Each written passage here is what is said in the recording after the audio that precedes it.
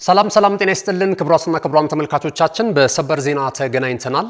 ዛሬ ከሀገር ውስጥ ስፖርታዊ መረጃችን ሰበር ዜና አግኝተናል። የኢትዮጵያ እግር ኳስ ፌዴሬሽን የሥራ አስፈጻሚ አባላት በኢትዮጵያ እግር ኳስ ታሪክ ምናልባትም ለመጀመሪያ ጊዜ በሚባል ደረጃ ከባዱን ውሳኔ አስተላልፏል።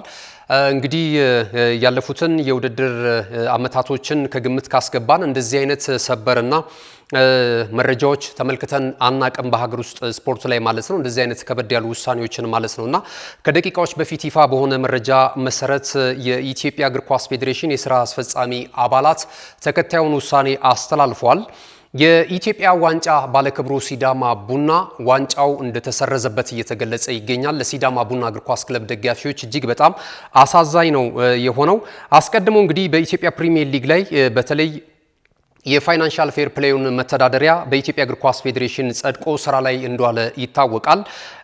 ይህንን መመሪያ እንግዲህ ባላከበሩ ክለቦች ላይ ደግሞ የገንዘብ እግድ ከዚህ ቀደም እንደተጣለባቸው ይታወሳል። የገንዘብ ቅጣት እንደተላለፈባቸው ይታወቃል። ሶስቱ ክለቦች ሲዳማ ቡና፣ መቻል እግር ኳስ ክለብ፣ ሐዋሳ ከተማ እግር ኳስ ክለብ እና መቀሌ ሰባ እንደርታ ናቸው። በበለጠ ደግሞ ሶስቱ ክለቦች የሚለዩበትን ሁኔታ እንመለከታለን። መቻል እግር ኳስ ክለብ፣ ሲዳማ ቡና እግር ኳስ ክለብ እና ሐዋሳ ከተማ እግር ኳስ ክለብ ማለት ነው። በዚህም መሰረት እንግዲህ ከዚህ በፊት ክሳቸው እንደዚሁ ሲሄድ እንደነበር እናስታውሳለን። መደበኛ ፍርድ ቤት ላይም ክሳቸውን ይዘውት እንደመጡ እንደዚሁ መረጃዎች ሲወጡ ነበር። ይሄ ደግሞ ለኢትዮጵያ እግር ኳስ ፌዴሬሽን ትክክል አይደለም። በተለይ ዓለም አቀፉ የገላጋይ ፍርድ ቤት በእግር ኳሳዊ ሁኔታ ነው መታየት ያለበት እንጂ በመደበኛ ፍርድ ቤት መታየት የለበትም። ከዚህ ድርጊታቸው እንድትታቀቡ ብሎ ውሳኔ ማስተላለፉን እናስታውሳለን። ነገር ግን በዛ ሂደት ላይ እንግዲህ እግር ላይ የነበሩትን ተጫዋቾች በፕሪሚየር ሊጉ ላይ እና እንደዚሁም ደግሞ በኢትዮጵያ ዋንጫ ላይ ማሰለፋቸውን ተከትሎ እንግዲህ ተከታዩን ውሳኔ አስተላልፎባቸዋል ማለት ነው። ቀደም ሲል እንደገለጽኩላችሁ በኢትዮጵያ ዋንጫ ወላይታ ዲቻን በፍጻሜ ጨዋታ የገጠመው ሲዳማ ቡና የመድረኩን የዋንጫ ክብር ለመጀመሪያ ጊዜ ማሳካቱን እናስታውሳለን። አሁን ላይ ግን ያልተገቡ ተጫዋቾች ወይም ደግሞ በእግድ ተይዘው የነበሩ ተጫዋቾችን በዛ ጨዋታ ላይ በማሰለፋቸው ሲዳማ ቡና እግር ኳስ ክለብ ዋንጫው እንዲወሰድበት ወይም ደግሞ ለተሸናፊው ክለብ ወላይታ ዲቻ እንግዲህ እንዲሰጠው ወስኗል ማለት ነው። በቀጣይም ይህንን መሰረት በማድረግ እንግዲህ ካፍ ኮንፌዴሬሽን የውድድር መድረክ ላይ ኢትዮጵያን የሚወክለው ወላይታ ዲቻ ነው ማለት ነውና ይሄ ለሲዳማ ቡና እግር ኳስ ክለብ ደጋፊዎች እጅግ በጣም የሀዘን ውሳኔ እንደሆነ እየተገለጸ ነው የሚገኘው ማለት ነው። ከዛ ባለፈ ሌሎች ውሳኔዎችም እንደዚሁ ተላልፈዋል። ለምሳሌ ይህንን መመሪያ በጣሱ ክለቦች ላይ በተለይ የመቻል ሲዳማ ቡና እግር ኳስ ክለብ እና ሐዋሳ ከተማ እግር ኳስ ክለብ በፕሪሚየር ሊጉ ላይ ይህ ውሳኔ እግድ ከተላለፈ በኋላ ያሰለፏቸውን ያልተገቡ ተጫዋቾች የተሰለፉበት ጨዋታ ሁሉ በሶስት የግብዳ በፎርፌ ጨዋታው ተጠናቆ ያሸነፏቸው ጨዋታዎች ካሉ ለተሸናፊው ቡድን እንዲሰጥም እንደዚሁ ተወስኗል ማለት ነው። ምናልባት በኢትዮጵያ ፕሪሚየር ሊግ ላይ በተጠናቀቀው የውድድር ዓመት የደረጃ ሰንጠረዡ ዳግም የሚታይ ነው የሚሆነው ማለት ነው። ሌላው ትልቁ ውሳኔ የሚሆነው ደግሞ በቀጣይ በኢትዮጵያ ፕሪሚየር ሊግ ላይ ተሳታፊ ክለቦች 20 ሆነው ይቀጥላሉ። በዘንድሮ ዓመት የወረዱት ሱልሽረ እንደ ስላሴ እንደዚሁም ጎልጓላ ዲግራት ዩኒቨርሲቲ፣ መቀሌ ሰባ እንደርታና አዳማ ከተማ ወደ ፕሪሚየር ሊጉ እንዲቆዩ ይደረጋል ማለት ነው። በቀጣይ ዓመት የኢትዮጵያ ፕሪሚየር ሊግን የምንመለከተው በ20 ክለቦች መካከል ነው። አራት ክለቦች ደግሞ በዚያው ዓመት ይወርዳሉ። ሁለት ታዳጊ ክለቦችን ይዞ የሚቀጥል መሆኑን ነው እንግዲህ የኢትዮጵያ እግር ኳስ ፌዴሬሽን የሥራ አስፈጻሚ አባላት ኮሚቴ በዛሬው ዕለት እጅግ በጣም አነጋጋሪውን ውሳኔ የወሰነው ማለት ነውና ብዙ መመርመር ያለባቸው ብዙ መፈተሽ ያለባቸው ጉዳዮች ይኖራሉ ብለን እናስባለን። በሰበር ወደ እናንተ ይህንን አድርሰናል። ዝርዝር ሀሳቦችን እንመለከታለን። የተለያዩ ሀሳቦች ወጥቷል። እነዚህን እስኪ በዝርዝሩ ላይ የወጡትን ሀሳቦች እንመልከት።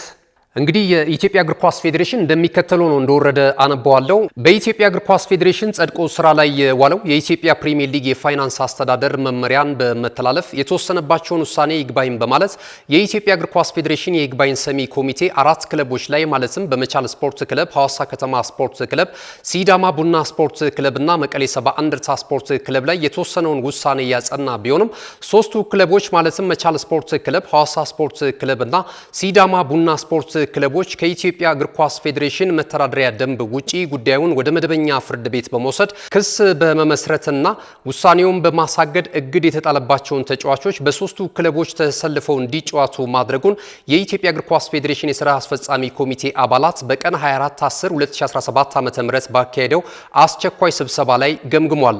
በመሆኑም ጉዳዩ ከይግባኝ ሰሚ ኮሚቴ ውሳኔ በኋላ በዓለም አቀፉ የስፖርት ገላጋይ ፍርድ ቤት ሊታይ ሲገባው ወደ መደበኛ ፍርድ ቤት በመውሰድ የሶስተኛ ወገን ጣልቃ ገብነትን አስከትሏል። ይህንም በዓለም አቀፍ የእግር ኳስ ማህበር ፊፋ መተዳደሪያ ደንብ አንቀጽ 14 ንዑስ አንቀጽ እና የኢትዮጵያ እግር ኳስ ፌዴሬሽን መተዳደሪያ ደንብ አንቀጽ 17 ተራ ቁጥር 1 የሚጠቅስ ነው። ይህንንም ተከትሎ የኢትዮጵያ እግር ኳስ ፌዴሬሽን የሥራ አስፈጻሚ ኮሚቴ አባላት ዛሬ ሰኔ 24 ቀን 2017 ዓ.ም ባካሄደው አስቸኳይ ስብሰባ የሚከተለውን ውሳኔ አስተላልፏል። አንደኛ፣ ሶስቱም ክለቦች የፍትህ አካላትን ውሳኔ በአስቸኳይ ተግባራዊ እንዲያደርጉ፣ ሁለተኛ፣ የተጣለባቸውን የገንዘብ ቅጣት በመክፈል ሪፖርት እንዲያደርጉ፣ ሶስተኛ፣ የፍትህ አካላት የወሰኑትን ውሳኔ በመደበኛ ፍርድ ቤት በማሳገድ መሰለፍ የሌለባቸውን የታገዱ ተጫዋቾችን ተጠቅመው ያጫወቷቸውን ጨዋታዎች በሙሉ በፎርፌ 0 ነጥብና 3 የግብ ዕዳ ተሸናፊ እንዲሆኑ፣ ተጋጣሚዎች የፎርፌ ውጤትን 3 ነጥብና 3 ንጹህ ግቦችን አሸናፊ ሆነው እንዲመዘግብላቸው፣ እንዲሁም ሶስቱ ክለቦች እርስ በርስ ያደረጓቸውን ጨዋታዎች ለሁሉም ቡድኖች በፎርፌ 0 ነጥብና 3 የግብ ዕዳ ተሸናፊ እንዲሆኑ፣ አራተኛ፣ የሲዳማ ቡና እግር ኳስ ክለብ የታገዱ ተጫዋቾችን በማሰለፍ ያሸነፈው የኢትዮጵያ ዋንጫን በፎርፌ ተሸናፊ ሆኖ ዋንጫው ለወላይታ ዲቻ እግር ኳስ ክለብ ተመላሽ እንዲደረግ፣ አምስተኛ፣ የወላይታ ዲቻ ስፖርት ክለብ የኮንፌዴሬሽን ካፕ የ2025-26 የውድድር ዘመን ተሳታፊ እንዲሆን፣ ስድስተኛ፣ የኢትዮጵያ ፕሪሚየር ሊግ አክሲዮን ማህበር የኢትዮጵያ እግር ኳስ ፌዴሬሽን የሥራ አስፈጻሚ ኮሚቴ የወሰነውን ውሳኔ ተግባራዊ በማድረግ የሊጉን የደረጃ ሰንጠረዥ በአዲስ እንዲያሳውቅ፣ ሰባተኛ፣ ከላይ የተጠቀሱትን ክለቦች በተጨማሪም የፋይናንስ መመሪያውን ተከትለው ሌሎችም 14 ክለቦች ስለመስራታቸው ኮሚቴው ተጨማሪ ክትትልና ምርመራ በማድረግ የመመሪያ ጥሰት ከተገኘ በፍትህ አካላት በኩል እርምጃ ወስዶ እንዲያሳውቅ፣ ስምንተኛ፣ ምርመራው ተካሂዶ በአጭር ጊዜ ውሳኔ እስኪጠናቀቅ ድረስ በፕሪሚየር ሊግ ክለቦች መካከል ከፕሪሚየር ሊግ ወደ ፕሪሚየር ሊግ የሚከናወኑ የተጫዋቾች የዝውውር እንቅስቃሴ ታግዶ እንዲቆይ፣ 9 በአዲሱ የደረጃ ሰንጠረዥ መሰረት በ2017 የውድድር ዘመን ከሊጉ የወረዱ ክለቦች ባሉበት እንዲቆዩ፣ 10ኛ የ2018 የውድድር ዘመን የኢትዮጵያ ፕሪሚየር ሊግ በ2017 ተሳታፊ የነበሩ 18 ክለቦችና ከከፍተኛ ሊግ ያደጉ ሁለት ቡድኖችን በማካተት በ20 ክለቦች መካከል እንዲካሄድና በ2018 የሊግ ውድድር 4 ክለቦች ወደ ከፍተኛ ሊግ እንዲወርዱ፣ ክለቦች ከከፍተኛ ሊግ እንዲያድጉ እንዲደረግ ተወስኗል። እንግዲህ እንደተመለከትነው ክቡራትና ክቡራን ተመልካቾቻችን የኢትዮጵያ እግር ኳስ ፌዴሬሽን ቀደም ሲል እንዳነሳውት በጣም ወሳኝ ውሳኔዎችን አስተላልፏል። ይሄ በርካታ ክለብ ደጋፊዎች ምናልባት ሊያስቆጣ ይችላል። ነገር ግን ደግሞ አንዳንድ ጉዳዮች መታየት መቻል አለባቸው። በቀጣይ እንግዲህ ብዙ ባለሙያዎችን በዚህ ጉዳይ ላይ እናነጋግራለን።